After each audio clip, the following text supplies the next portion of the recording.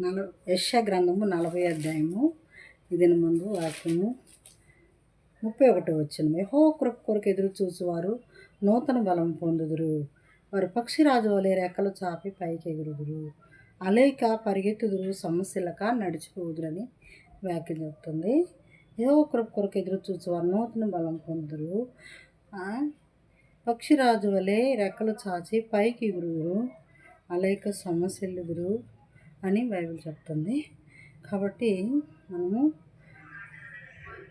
పక్షిరాజు, పక్షులలో రాజు గద్ద.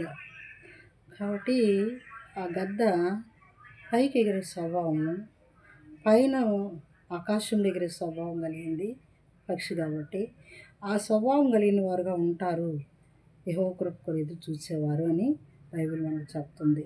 నూతన బలం పొందుకునేవారుగా మనం ఉంటామంట. నూతన బలం అంటే మనం దేవుడైన క్రీస్తునందునడలా వాడు నూతన సృష్టి. పాతవి గతించెను, సమస్తము క్రొత్తదాయను. పాతవి గతించిపోతాయంట, క్రొత్తవి నూతనమైన స్వభావం కలిగిన వారుగా మనం ఉంటాం. కొలస్సీ రాసిన పత్రికలో అంటాడు, మీరు క్రీస్తునందు లేపబడిన వారైతే, క్రీస్తుతో కూడా లేపబడిన వారైతే మీరు పైనున్న వాటిని వెదుకుడి అని అంటాడు. పర సంబంధమైన వారం కనుక పైనున్న వాటిని మనం వెదికేవారుగా మనం ఉంటాము. అదే అంటాడు 103 దావీదు కీర్తనలో కూడా, పక్షిరాజు యవ్వనం వల్లే యవ్వనం కొత్తగుచున్నట్లు అని అంటాడు. పక్షిరాజు ఎలాగూ అది 40 సంవత్సరాలు అయితే తన యవ్వన కాలము బలం తగ్గిపోద్ది. ఎగిరే స్వభావం తగ్గిపోయినప్పుడు ఒక కొండ మీదకు వెళ్ళి తిరిగి తన శరీరాన్ని, తన రెక్కలని నూతనపరుచుకుంటుందంట. ఎవ్వరు లేని స్థలం తీసుకుంది.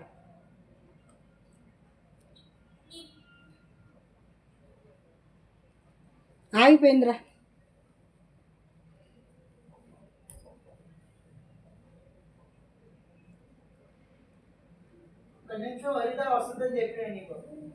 సరే జాలే సరే కరెక్ట్గా వచ్చిందిలే చూడు.